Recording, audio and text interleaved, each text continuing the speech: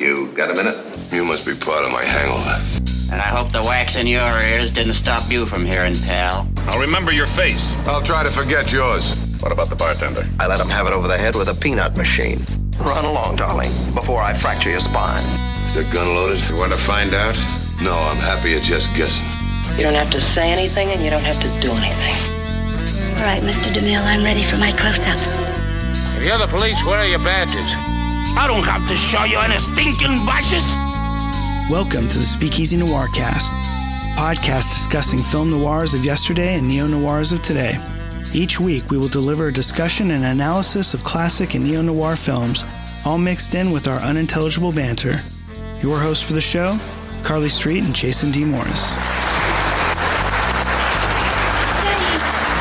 Hey, Carly, how's it going? I'm cold. You're cold? Mm-hmm. Oh, how come? Is it cold out there? It's England.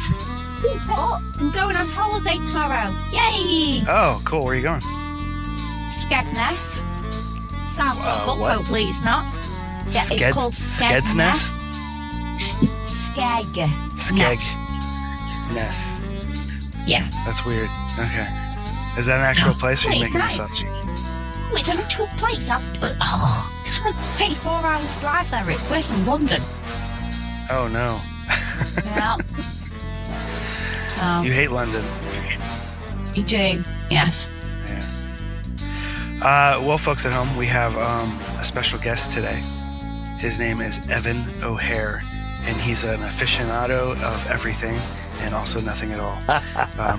He's an amazing person who we've worked with in the past on several film projects, and we've come to be so close of friends that we know each other inside and out, and that's a lie.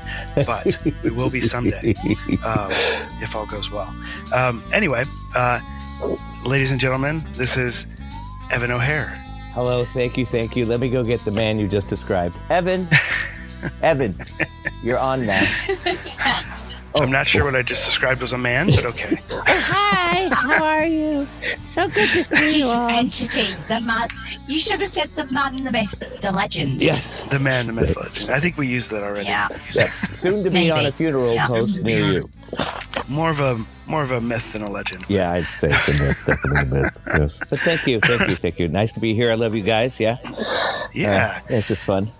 I mean, I can't believe it's taken us this long to get you on the phone. I know. Well, I basically message you every day. Right. So, and sometimes I get a 3 o'clock in the morning phone call from Facebook, and I'm just like, oh my God. it's him again.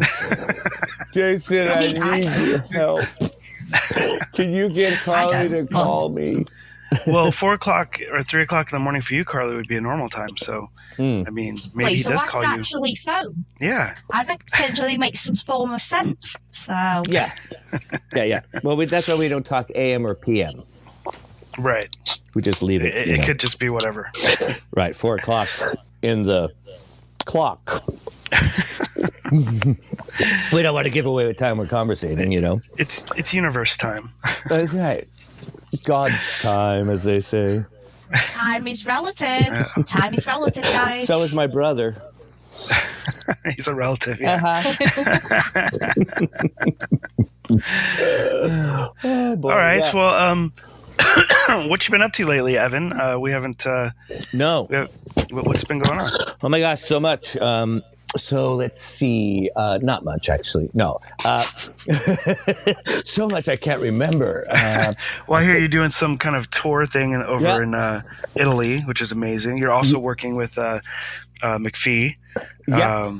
John McPhee of the Doobie Brothers. Which is amazing. Yeah. So that he's working on a song called All Right Okay, which should be hopefully finished within a month, I think, something like that. You know, he's on tour, so it takes a lot. Yeah, I just saw somewhere that he's, I guess they're doing a thing up in Reno. They did that already. They did it? Okay. No, yeah, they are doing a whole East Coast tour now. And then they're going to Japan and Australia. Nice. But I did just talk to him yesterday. I'm going to go into a studio. Most of the stuff I've been recording is at home. And what my drummer friend Mitch Howie and I are going to do is going to go into a regular studio and then record some tracks and send them off to John for a new song called Testify, which I'm excited about. Nice. Very cool. Yeah. And I folks at home, I had a chance to listen to all the stuff he recorded at home. And it's pretty amazing. Oh, yeah. Thanks. Can't wait. Your stuff, too. Hey, folks at home, I didn't. FYI. You're hard to get a hold of because you're in a different time zone. Not in its reality. I'll send you some songs, Carly. Thank you, Evan. That's so kind of you. Yeah. Screw you, Jason. Yeah, I thought Jason would share them, but I'm blaming this on Jason. Jason, No, I told you to share them. I don't share He's not things. share. He doesn't share He doesn't things. share. Yeah. Very selfish guy. That's right. Yeah, I did hear some of Jason's stuff too, which is amazing. Also, I blew my mind, and I didn't even know you were doing music. Yeah, it's funny because right after I sent you that, the guy I was doing music with sort of broke up with me. So we'll see where that heads. Well, maybe we can collaborate on something. Yeah, definitely, that would be cool. I would love to. I like doing that. Yeah. And I'm going to Italy probably in July or August. Back in '82, I used to live there and had a friend, Mimo Russi. And we were just 17. And I said, hey, I'm going to come back here sometime. We're going to rock and roll, right? We're going to play. And he's like, okay. And then I'm actually going to do it now. So he's got a band together for me, and I'm going to fly over there, and we're going to do a little tour down in Italy. Well, it took you long enough, Jesus, man. That's like how long it takes to get Carly to message back on Facebook. God. Well, I have a new phone. Okay, there was a lot of notifications. I don't understand. Is that what kept you from Italy, Evan? You get a new phone? No, I didn't have a phone. Oh, okay. But I was able to send Morse code over the wire, and and then he sent back a note. I got a telegram. It said, "Dear Evan, sending for you." Pigeon finally arrived. Yeah, exactly, Carly. Oh boy. So anyway, yeah, that's enough about me. More about you. Well, that's great, man. That's good to hear. So with the Doobie Brothers, how is that working exactly? Are you writing those tracks for them, or are you? No.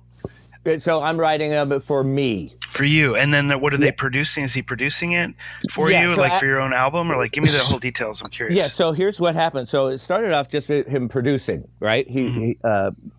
My drummer friend Mitch used to be in a band with them called Clover back in the '60s. Oh, okay.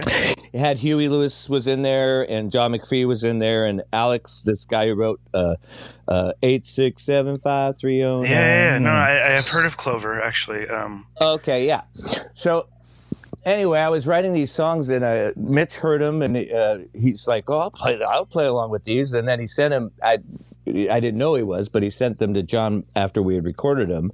And John's like, "Hey, I'll do something with these. I'll produce this." Oh. And then he talked to me, and then now we're at the stage where, because John's doing a lot of he's doing all the arranging now, right? I sent him the song, the raw material, and then I let him do whatever he wants with it. Uh-huh.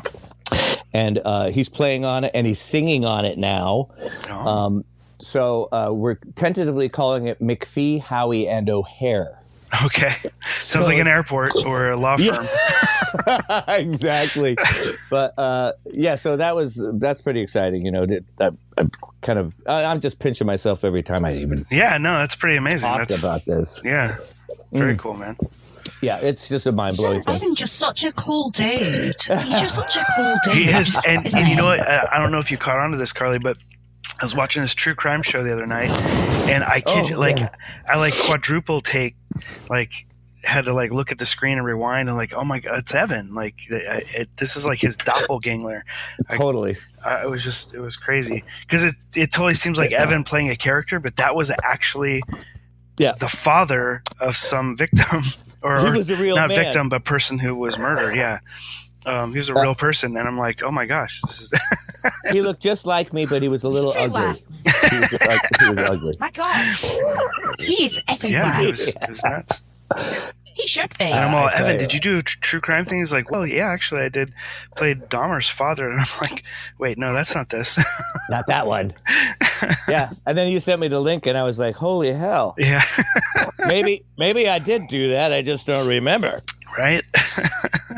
That's what I'll say. Yeah, that was me. See? That's me for sure. Well, Carly, what have you been up to over there in the UK? You're freezing. We know that. You're going on holiday to some obscure named place. Is that a resort, a country, a town? What is that you're going to? It's a place. It's near the sea. Near the sea. Okay. Yeah, we'll see. It's an adventure. We'll see. It's near the sea. I'm taking a new Oh, car. yes. Are you doing that tomorrow? Yeah. Yeah, tomorrow. Oh, cool. Yeah. Are you driving? What kind of new car did Go again, Evan? What kind of car did you get? Oh, so I got the exact same car that broke, but newer. Jason laughs at me. Yes. But apparently, that's not cool. But, you need to know you need to know where your basket lies, mate. Right. So I've stayed with the familiarity. I've got a nice new colour, magenta, Nice. if anyone cares. Yeah. I hear the magenta ones magenta, work better. Nice. Well, I hope they do. magenta is the pink for men, There we go. Thank you, Evan. I don't know what that says about Carly, but okay. Yeah, I wish you were here last week. What's that? I wish 'Cause you I were was here making last fun of week her because Jason car. just laughed at me for getting the same car again. It's not the same car again. I have 2 extra doors on the damn car. So it's not the same car again. You So, upgraded. so you, It's just it yells at you me. have an extra door to get out next time it breaks down. Exactly. And if I dive into a wall, we have more exits. I like that. The doors don't tend to work well if you drive it into the ocean, though, so just be careful. on your Or trip. down a thin alleyway. Oh, Jason. Thin alleyway. Thin alleyway, very hard to get out. Does it have a sunroof? Wait. No, there's no sunroof. A rain roof? Does it have a rain roof? Hey, I heard a snow roof. Snow roof, yeah. That's literally the roof. That's hilarious. All right, guys. Well, let's get into tonight's drink, all right? Evan, I'm not sure if you're aware if you've ever listened to us ramble on this podcast before. However, I just did. Oh, you just did?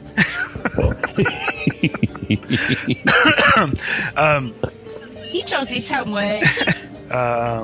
Jen, We'll split right? with Jen. Are you a fast worker? You wouldn't mind, would you? So there you are, Fred. You said you hadn't got a friend. That's the trouble. You can't believe Fred.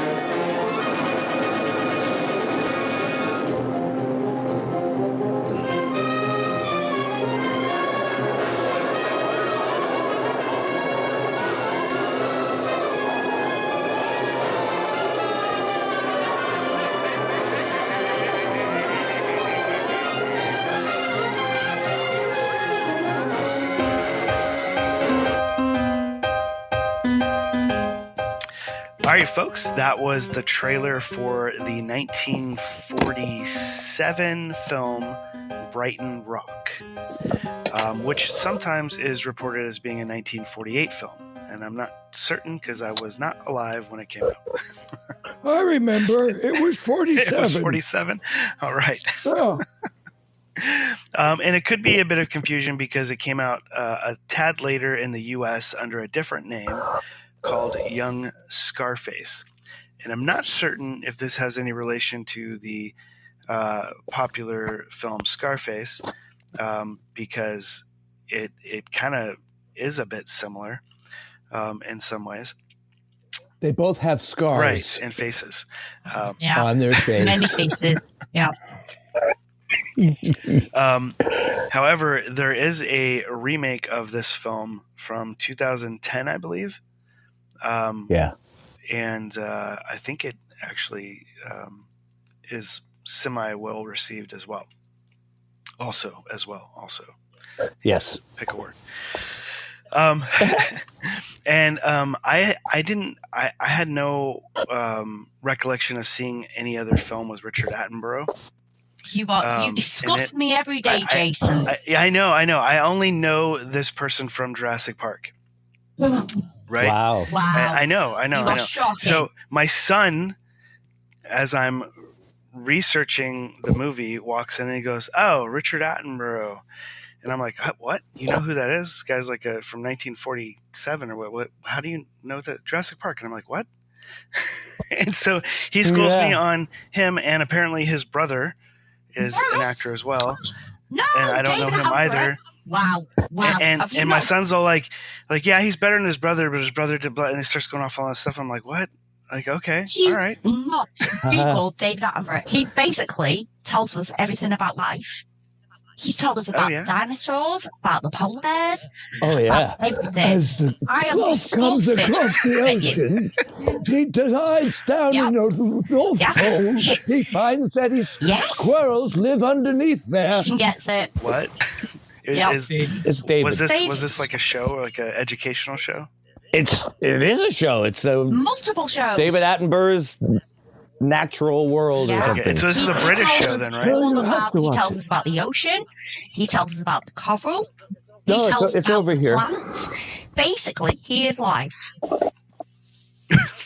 You must be hiding under a rock, I am. Jason. Hey, I don't know. It's all right. But go on, at least I you're know honest. who Pee Wee Herman is. Does that count? No? I met Pee Wee Did you? Herman once. Yeah, in a porn theater. Oh, man. Should I not say that? No, that's totally fine. I mean, bit of blackmail. I was is that the a night he ticket got agent. arrested, or was that no, No, different night. different. I wanted to go into Was this a discussion about it. movie I that just said you I were met in? Yes. And I won't tell you the title because we'll get And were kicked the off two here. of you wearing the same wardrobe? No, he was wearing my pants. I was wearing his no trench top coats. coat. Okay, that's good. Okay. No trench coats. No trench coats. Oh man! Did either of you guys watch that Weird Al Yankovic biopic sort of movie? Did you? I did. Yes. No. Okay. Yeah, I saw Pee Wee Herman. Yeah, I thought that whoever they got was terrible to play him. Yeah. Jack Black was great, and I thought actually Daniel Radcliffe wasn't too bad either. But man, I thought that movie was terrible. What'd you think, Evan? Well, entertaining. It definitely was. It was entertaining, but like I was expecting. Maybe that's my problem. I was expecting something completely different. Yeah, and I wasn't expecting anything. Well, I mean, so movies like that. When I watch them, I'm just like, well, here's the thing. It's a movie, so it's make believe. No matter how close they're trying to get to reality, which they weren't seemingly trying to get close to reality at all. Not there. I mean, he's a little shorter than the real guy, and I don't know. They got the hair right. They got the hair right. And you know what? I think Al liked it. Seemed like it. Yeah. Weird Al liked it. So if he was happy with it, I'm happy with it. You're missing out, Carly. You're missing out on a bad time or a good time. Absolutely sounds like it. So. You don't know what you're missing. I mean, literally, you don't know what you're missing. What just happened? I'm living vicariously through YouTube, so it's fine. Yeah. Okay. Right. There you go. Now you don't have to watch it. I feel like I've enjoyed it, so thank you guys. Yeah. I think Pee Wee Herman liked it. He mentioned it. He didn't even know he was in it. He didn't. He started posting on Facebook or something about like, so I peek in these emails that I'm in this Weird Al movie. They probably would have hired him. Oh yeah, I'm sure. Himself. Yeah. He doesn't look like he's aged much. No, I don't think so. It's good drugs and alcohol that keep him young. All right, so back to Brighton Rock. I've never heard of this film. Evan suggested it, just that's why we're having him on the show today, and we found out later he had never heard of it either. No. Well, I tell you, I'm going to Brighton or Hove this summer, probably May or June. And I'm going to visit a girl. Her name's Lucy. She lives out there. And so I was just looking up places in Brighton, and I wanted to see some movies because I wanted to see like I like old black and white movies like you guys, right? And I wanted to see if there's something like could give me the flavor of Brighton back in the day. And then I found that movie, and then I was like, hey, looks like a film noir. And that's how I came up with it. But I never watched it. That's pretty cool. And I never will again. You know, I'll save that for later. Excuse me. Oh, sorry. So what's kind of interesting for your reason for looking it up, which I thought was really cool about this film, is if you recall him running through town sort of at the beginning of the film when they're chasing him, all that stuff they shot using hidden cameras.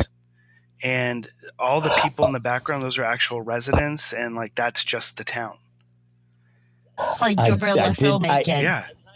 I kind of felt like that was happening. You know, they really edited it well, where people were looking at the camera. You know, and they could see the camera, but they filmed it so it looked like they were watching the scene happen. You know, the kerfunkle. Yeah, and they had said like nobody knew that there was a movie being made or any of that kind of stuff. So it's like one of those like deer in the headlights. Oh, look, what's that camera thing over there?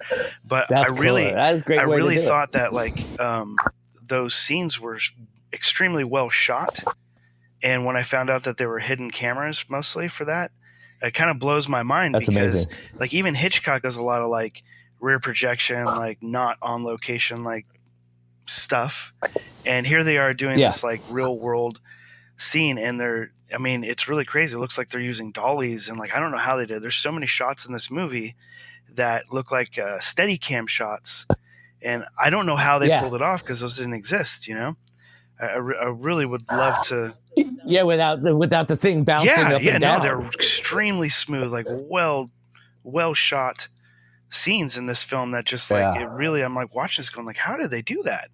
You know, because you see that in the old movies a lot. Whenever they have dolly shots, the camera's like wiggling and jiggling, and like you don't see that here. And Shawnee's all, well, maybe they used a baby stroller, like maybe on springs.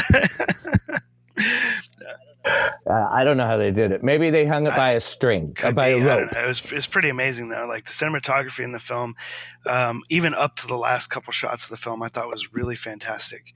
Well, I like that it captured like the moment of real life. Those people, I could watch scene back and just keep my eye on one little family on the beach. You just watch them. That's creepy, for a little bit, you know, because. Yeah, I like to watch families. Does this family have children? Because I think we're getting into. Okay. No, they're this is the wrong beer. podcast, Jared. I just watched that documentary a few nights ago. The Jared, what's his name? Fogle, the Subway guy. You guys recall that? The spokesperson for Subway sandwiches. Oh, him. Yeah. That was tough to get through. I don't recommend it. I wouldn't watch that. Good. Well, you probably would, but no. Not me. I'd eat a sandwich maybe, but you know, that's as far as I'll go. It's pretty bad. But anyway, back to Brighton Rock. I want to call this Brighton Park for some reason. Is there a place in the world called Brighton Park? There probably is. Not to. Oh, well, yeah. It's near Brighton Rock. Probably. It's just down the street. It's just down the street. So Brighton Rock, Evan, is this a place that has like? I couldn't really. Is this like a boardwalk like theme park thing? Is that what's going on here? The Palace Pier, I think, is the place where they have all the boardwalk kind of fun stuff going on. I don't know. I'm not sure about the rock part of it personally either. Yeah. All right. You're asking the wrong guy. Well, you're going to go there, so you have to report back. Because of the rock. It's because of the what? That's because of the rock. Maybe Carlin. It's got a rock? Because when you go to seaside towns, you get rock. It could be. I did read that the reason why it's called Brighton Rock is because something about rock candy. And Yes, that's it. You get the rock. Yeah. So when you go Blackpool, when you go Brighton, when you go Southport, you get. That's awful and destroys your teeth. Oh, here it is. Not rock candy. It. Oh, it's not rock candy. She says. Yeah. So there's a line in the movie actually. It says the title comes from the old-fashioned candy, a stick of rock. Ida in the film says that, like Brighton Rock, she doesn't change. Yeah, because when you have a stick of rock, you can snap at any point, and it's the same. Okay, that's a British thing, right? A stick of rock. Stick of rock. It's like sugar. I will get you a stick of rock. No, I think I know what it is. We Teeth, just call it just call it rock candy. We don't call it a stick of rock. So I think it's probably the same thing. Of course, you call it rock candy because you have to put it the other way around. All right. So, folks at home, Evan used to live in the UK, and sounds like every country in the world at some point. And then Carly obviously is British, and I'm the uneducated, uncultured American. So they you wear cowboy hats and loafers. So I'm being educated every time I speak to Carly, and now I'm getting double teamed. Educated. Right. Yeah. So yeah. So. And I love London, by the way. I do too, and London. I've never been there, and Carly hates it. Just because I live in jealous. the UK. Yeah. Okay, so London. twice as much on anything that you would buy anywhere else, and have people walking to you. That is London. So you're describing any big city. I'm a Jew. Well, you could just walk. Right. Oh no. They don't walk because our looks are too precious. So they have to get the tube. The tube. That's what I'm taking. I'm good. Well, it's only an hour away from Brighton. That, Evan. Just walk. You walk an hour? What's that hour turn into? It's not an hour. It took me 25 minutes to get to Buckingham Palace. Oh, really? Oh, okay. Huh. Are you guys going to meet up? Tell me you guys are going to meet up. I think that would be amazing because, like, folks at home, we shot this movie called The Curious Case of the Murder That Wasn't, which Evan stars as Sherlock Holmes, and this is a script that Carly wrote, and Evan being out here in California where I'm at, and Carly being over the UK, it would just be amazing if you guys get to meet up out there and have a cup of tea. I would say coffee.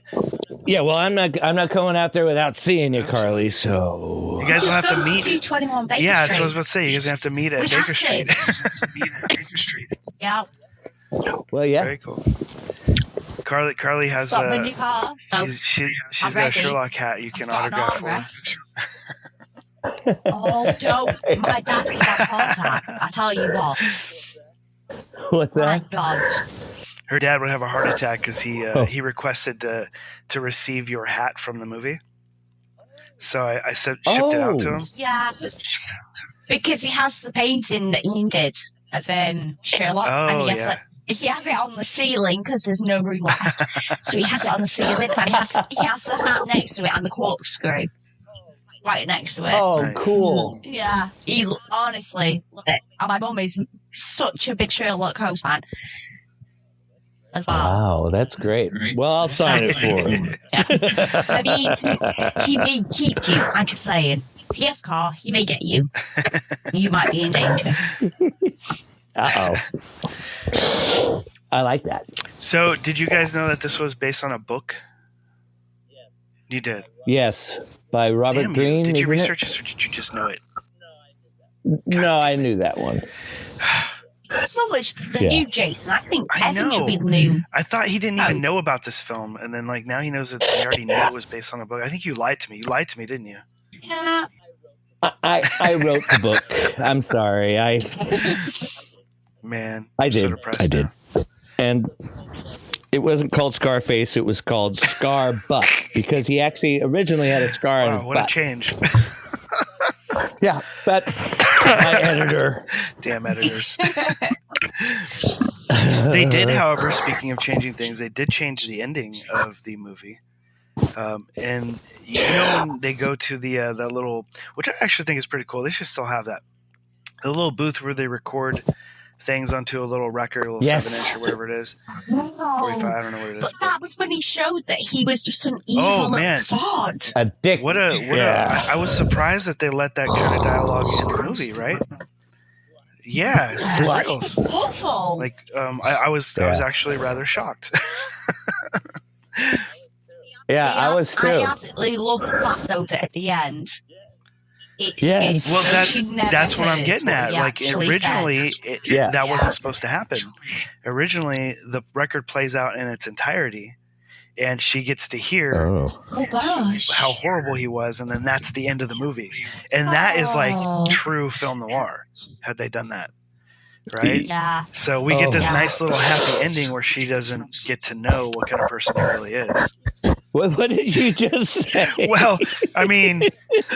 Wait. What were the words you just used? Happy ending. Say that again. Yeah, nice little happy ending. Evan only gets nice big happy endings. Thank you. But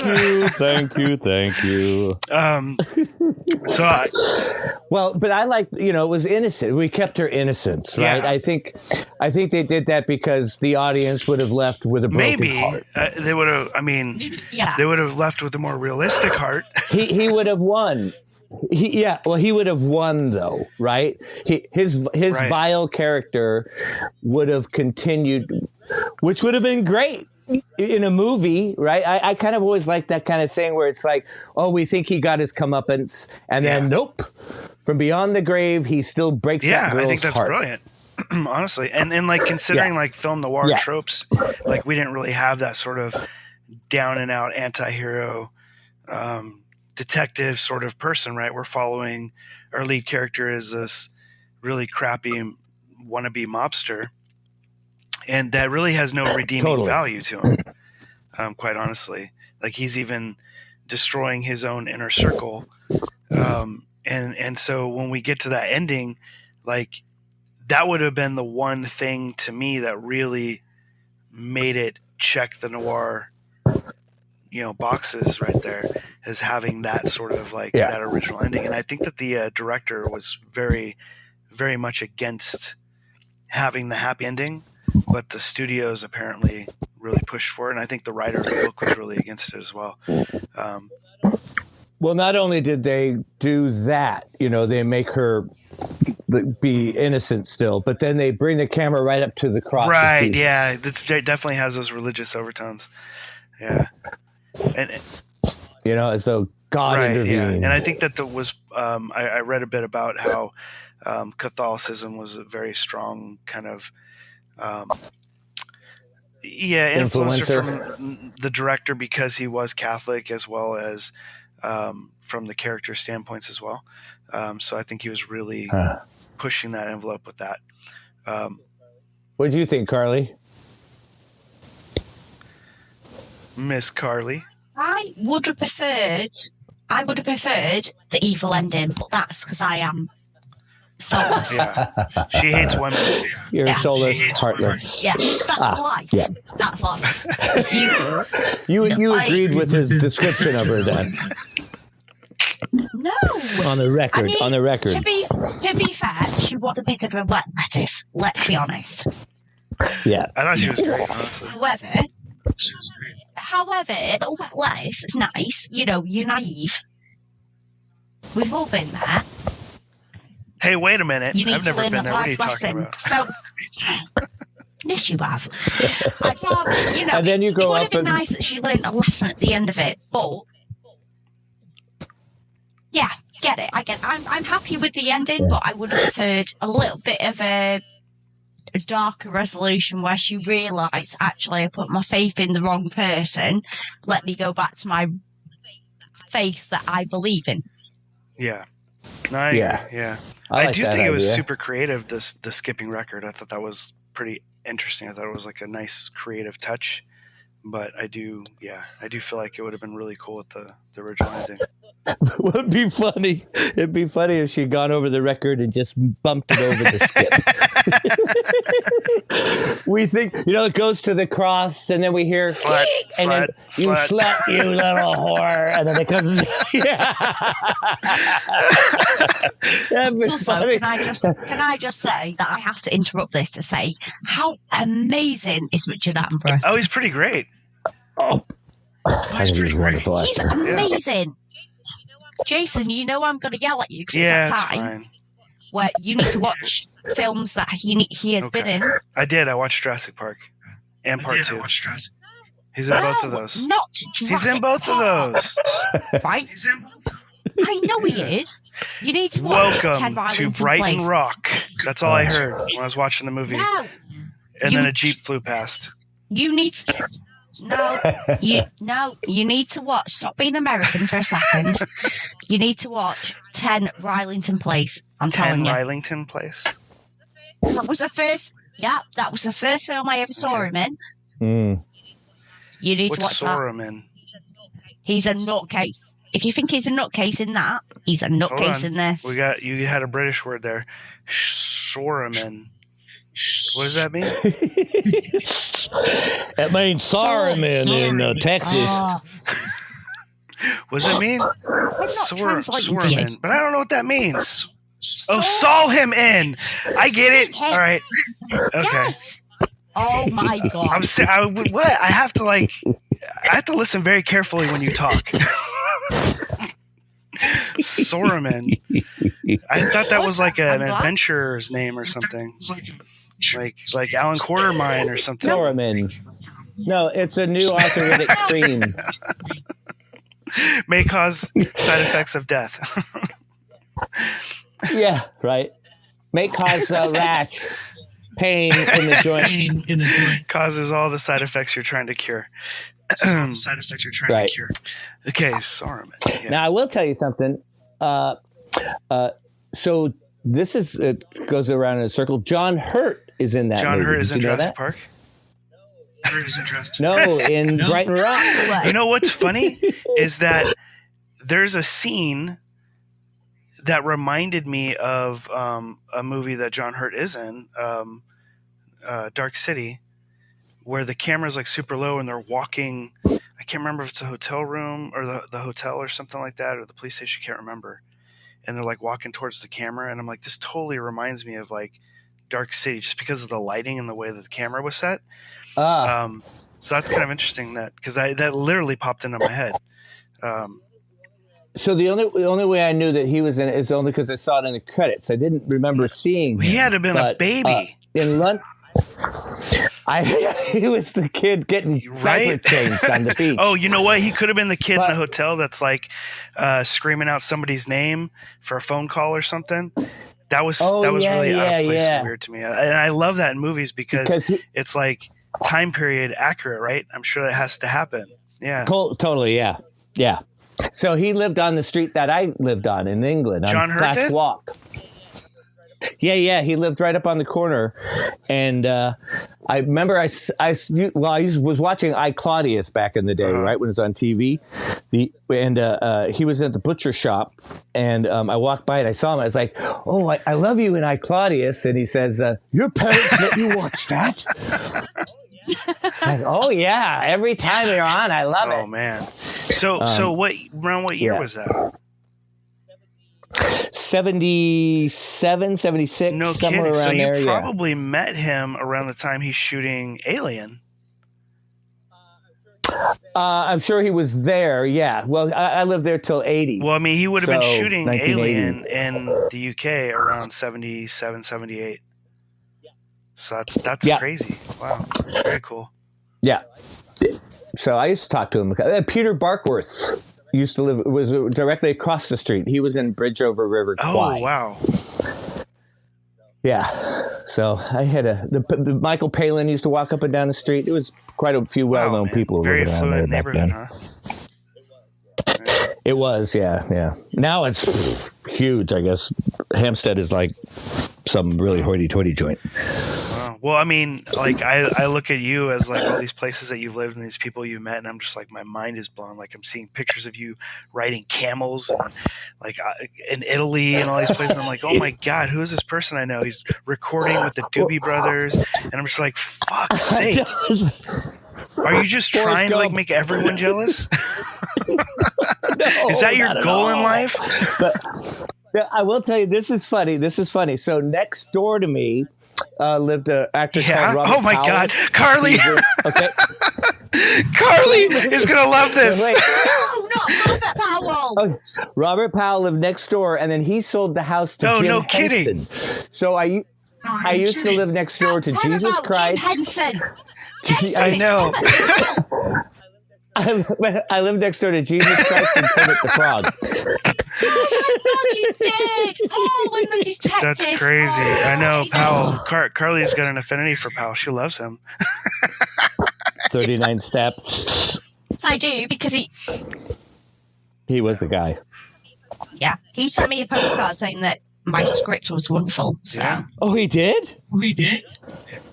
Well, that's fabulous. Okay, you know, Evan I hasn't said heard this. like a Evan hasn't heard this story, lesson. so go ahead and tell it again. This is pretty great. Yeah.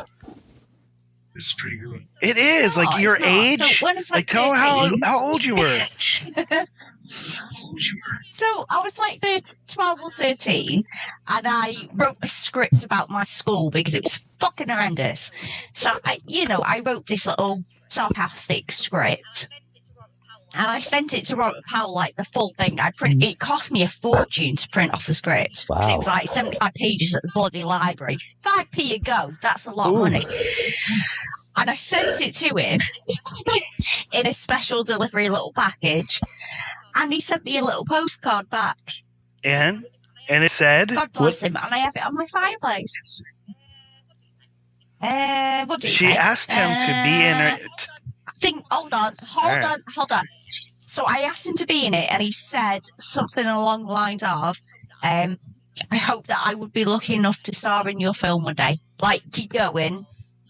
Lots of love, Robert Powell. Wow. And here, this whole time, Evan could have just walked next awesome. door and said, hey. I know. Ding dong. Hi, I've got a script for you, Robert. Listen, Robert, sort it out. You can still reach out to him. Yeah. So crack on. Can't you still reach out to him? Well, maybe, but... Oh, could you imagine? kind of rubbish. Yeah, but could It's you uphill. imagine like how I think he would be amazed to see like a postcard that he wrote you from back then? I think that would be pretty cool. Well, I think he would probably give it a go if you get the script to him, something new or something different that I'm sure he would. He said, I'd look forward to doing that. Yeah. Oh, no, thing is, I wrote it for him as well. So, like, the detectives, I wrote it for that kind of style. Gotcha. And I made Jason watch 39 Steps, and he was So in your script, is he wearing little girl shorts and his shirt's unbuttoned and riding a bike? No? No! Oh. No. That's a different one. More. Oh, okay. My bad. There's so many 39 steps, I get them confused. This is why you're not allowed to be involved with Sounds like Powell, 39 because you 39 listened to him. steps. 39 steps sounds like a very long recovery program. 39. No one ever makes it to kind of 39. more. Yeah, it is. No, we're still going. Yeah. 40. All right, 40, so the 41 Robert maybe. Powell That's one it. is the second one, not the Hitchcock one. It's the The Robert The Powell third one's one. the third one, where he's dangling Oh off yeah, the that bed. one was actually good. That had some good scenes in it. So, Carly, No, but it had some Don't good say scenes in that. it. Like there was they did some really cool stuff in that one. It wasn't my favorite. Like Hitchcock one to me is the best one, but that had some really neat stuff. So, Carly, But it was more close to the Hannah character from the book. Just saying, Robert Powell, you're welcome. Go ahead, I've got Evan. your back. hey, I was just going to say, how come you didn't share the script that you wrote with me? You wrote it with James. I will. Didn't write it with me. I didn't- I will. No, Do you know what? shared Jason it. hasn't even read it. What is Jason, that? is that What did she true? say? Is that true? I don't know. What she You said. haven't read it yet. Did she say something? Tom Hill. What? I Pardon read me? I part said, of it. hey, She sent me like 50 scripts. Jason doesn't care enough.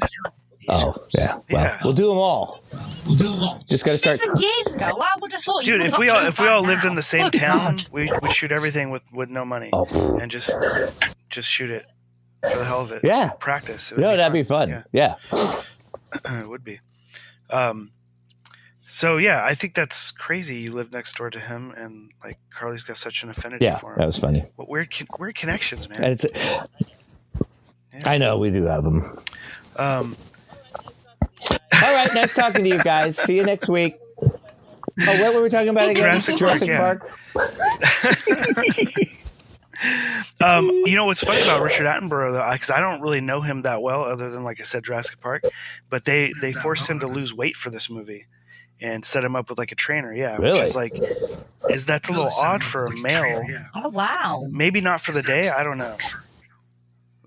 Maybe not for the day. I don't. I guess they were all kind of lanky back then, weren't they? I mean, unless you're Orson Welles. That way. Yeah.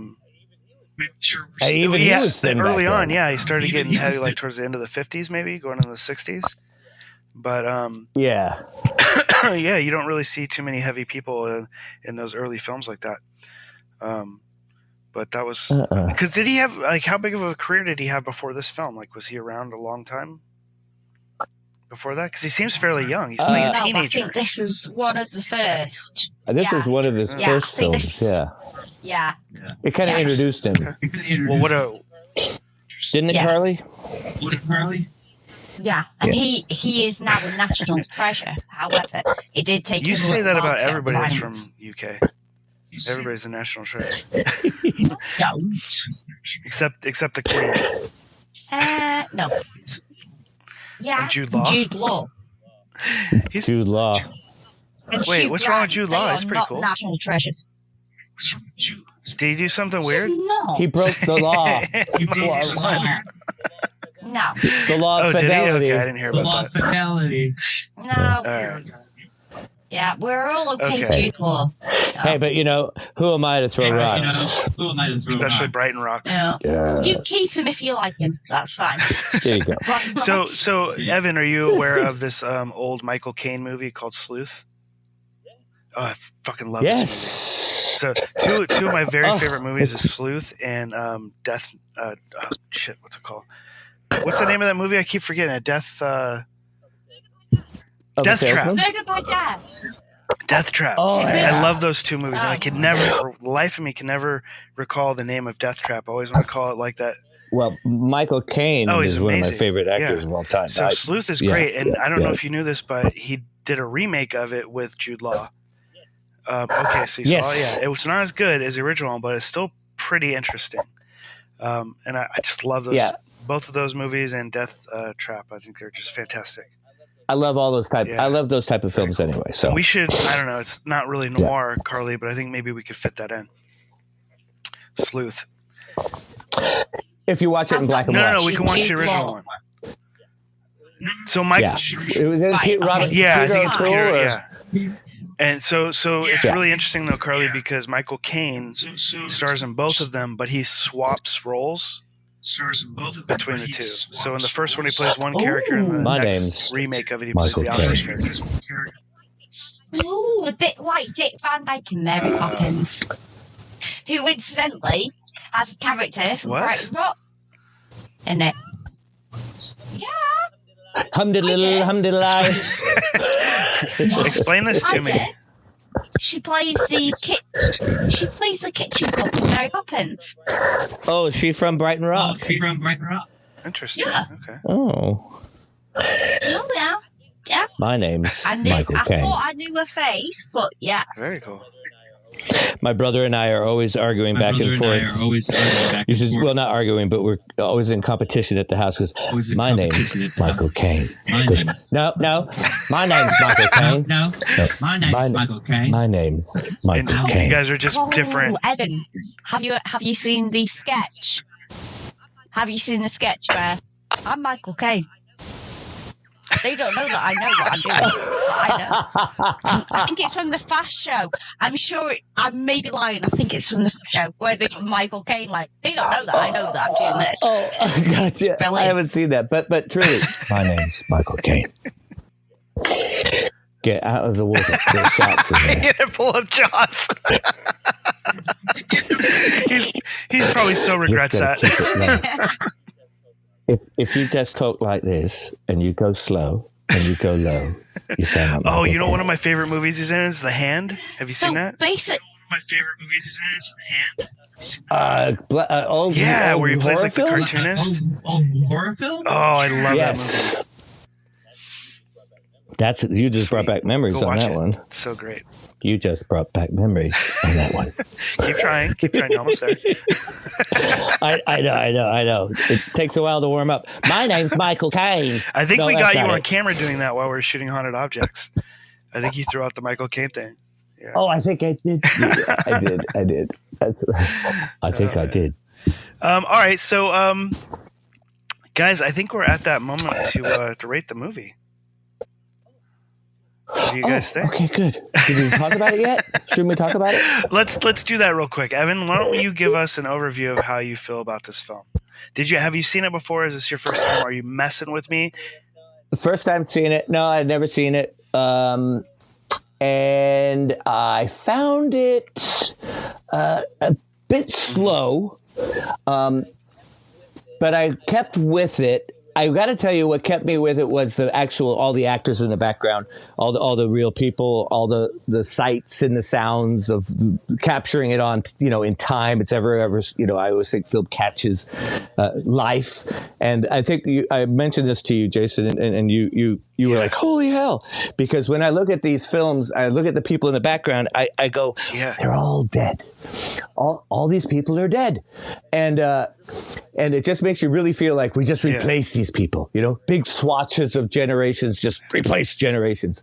And I saw a cat in one scene going down an alleyway, and I was like, the cat's no longer with us, but it was there. And then I was like, what movie am I watching? Yeah, it's funny because when you said that, you remind me of Red Dwarf, and I know Carly hates Red Dwarf. But I got to bring that up because that first episode where he wakes up and like everybody on the ship is dead, and you got the hologram guy. That's just like, they're all dead, Dave. Everyone's dead. They're all dead, Dave. Everyone, they're all dead, Dave. It's so funny. What? Listen. Everybody cares. Nobody cares. Red Dwarf's amazing. About Red Dwarf. Nobody. You've never seen it? I've never seen it, so. No. Okay. This is a real treat. But, I will tell you the other thing is that the skinhead part, right? The white racist dudes kind of brought back memories because I used to get this shit kicked out of me by these guys. Oh, I thought you were going to say because England. you were I one used of to them. get chased. No. What a relief. So it actually kind of triggered me a little bit. I was like, ooh, yeah, it did a little bit. It really did. I was like, ooh, because I had sort of forgotten about the boots and I don't know how you could ever forget about that. And the kicking. That's a good thing. Well, you try to put it behind you. But so, but I really did it. I enjoyed the acting. I thought was pretty good. I did like the suicidal the part at the end. I really enjoyed that, where she was about to do it for him, right? But I because of the time and the way they filmed the shooting of it and the whole overall theme of this movie, I'll give it an A. Okay, so you're not well versed on what we do here. We don't give things A's. Oh, what do you do then? So because Carly's such an alcoholic, we do gin bottles. All right, so we do 1 through 10 gin bottles. All right, 10 being great, and 1 being Carly's in bad need of a bottle. So we do gin bottles. So what would you give it as far as gins? Gins, because I don't want to get too drunk on gin because it makes you angry. I give it an 8. Okay, that's pretty good. 8. Yeah. Ooh, nice. Yeah, I think that's appropriate. That's pretty good. Yeah, I was actually kind of worried that you didn't like it at all because I was hearing you talk about it being slow and all these things. But that's... Yeah, but when I take everything into, I balance everything out from the acting. I look at that one way. I look at the theme of the movie. I take it that way. Then I look at the cinematography. I took it that way. And you add them all together. And it might be a movie that I wasn't like walking out going like, that was great. But if all the talent that went behind it, and for the time it was made, during technology, like you said, the shots not bouncing up and down, the hidden cameras. Is that something you typically pay attention to? Because I find myself like paying attention to it unwantingly. Like I think it's just from being a filmmaker. Even worse. Even today on any motion picture I watch, I always know that just before this actor's about to speak, this was heard. Right. Action. That's right. I always know there's 18 people behind the camera in this intimate scene. I always am aware of the crew. That's funny. So, yeah, it's funny. That could ruin the movie for me all the time. It does to me too. Sometimes it just takes me right out of it, and I'm like, because you notice something that you think is either cool or they've done really bad, or whatever. Yeah. But there's always something that just sort of like grabs you like that. Or I'll go, I wonder what take this is. One more time from the top. Yeah, because if this is the best one they used, then I know there was struggling to get this scene. Back to one. Right? I know there's... Yeah, totally. That's funny. Yeah, but I try to avoid that when I can. All right, hey, Carly, here you go. What do you think? Hey.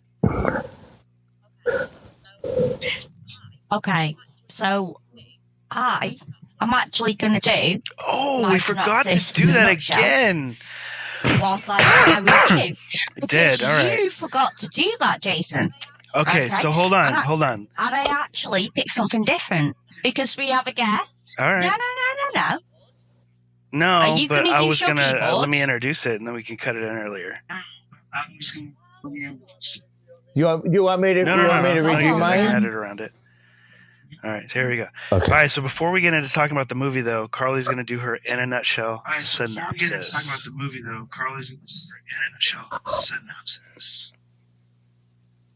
Anytime, Carly. What are we going to do today, Pinkie?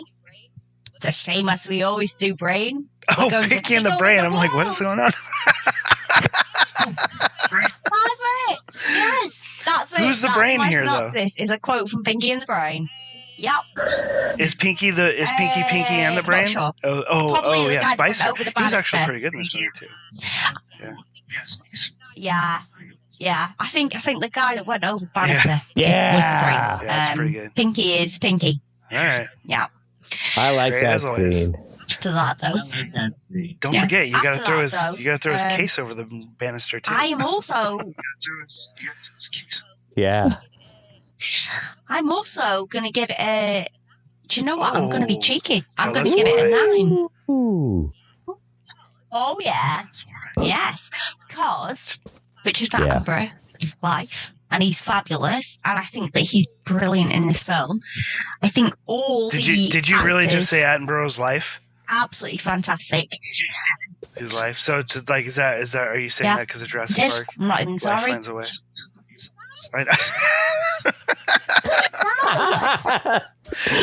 Obsessed much?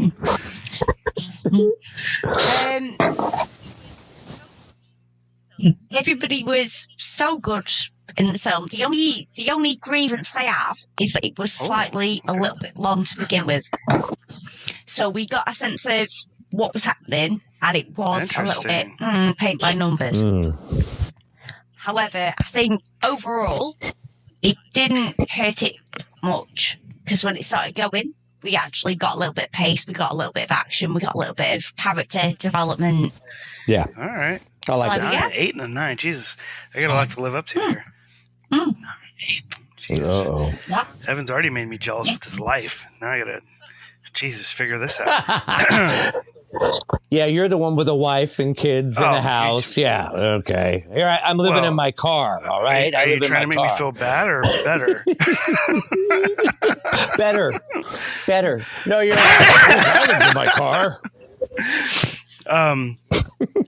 Been there, did that. No, yeah. Anyway, yeah. It's so weird because I generally like Carly and I kind of line up for the most part, even if we have drastically different ratings. But I felt differently than both you guys on this one.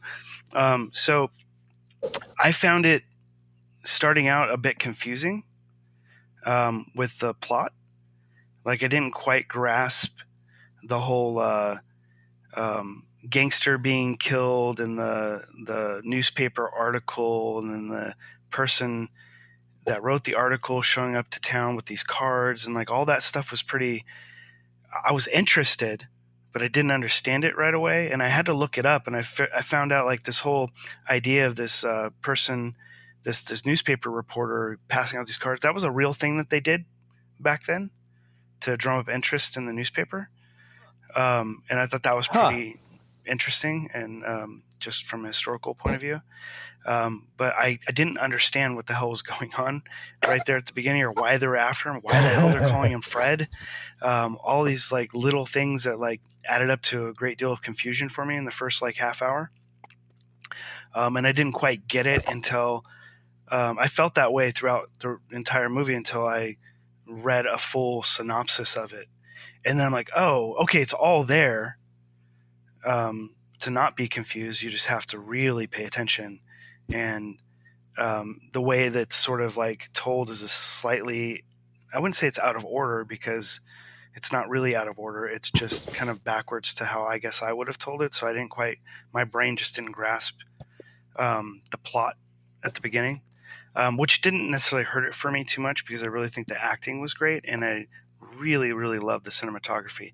And for it being a noir and shot primarily in daylight, they really did a fantastic job with the lighting because they really took the time to do some silhouette stuff, which I thought was pretty interesting that you don't see a lot because in daytime sort of stuff like this for noir films. And then also the this amazing the amazing scene like early on where he's running through town. I thought was just really fantastic and something that I don't think I've ever seen in that time period done so well, which really, made me fascinated with the cinematographer and somebody that I'm going to look up and check out more of his work because I just really thought it was great. Especially for like a British film, like not that their cinematography is bad or anything, but usually it's sort of on the heels of what's happening in America in the film in that time period. It doesn't quite go over to the UK as quickly, it seemed. No, it was very good as well at mental manipulation. I think it's one of the first films that maybe showed. Oh, absolutely, and it was so dark the way that they did it too. It wasn't like they did not gloss over it. As where in America that stuff, even though like it's reported that the film wasn't such a shock in America, the violence portion of it. Like they had, what's the Hays laws, Hays codes, whatever it was, where they couldn't do certain things. There's a lot of in this movie where like I'm really surprised made it, into the film, into the cut, or even like shot. Yeah, it kind of very much yeah. highlights coercive control, doesn't it? It's like the first of its kind, which you've tapped on in America in film noir, but I think this is the first film that I've watched where, other than potentially Dark Passage, you've actually had it highlighted coercive control and seen fully. So would you say it's properly how that can make a person do something? Would you say it's one of the first psychological thrillers? I would probably go that route, yeah. Possibly. I think that maybe Hitchcock hit that a little sooner. Yeah, possibly. Yeah. But I think what's unique about this one is that it's not hiding it to the audience. Right? As to where if you watch normal films where there's that sort of control factor, it's like you don't know if this person is real or not. But with this one, it's he's a bad person. It's very obvious, isn't it? From that scene. Yeah. From that scene in the booth Yeah, it's a scene in the booth where you go. Yeah, you know what he's doing. That makes it very unique in terms of the time period and like showing that so blatantly to the audience, and then keeping her in the dark.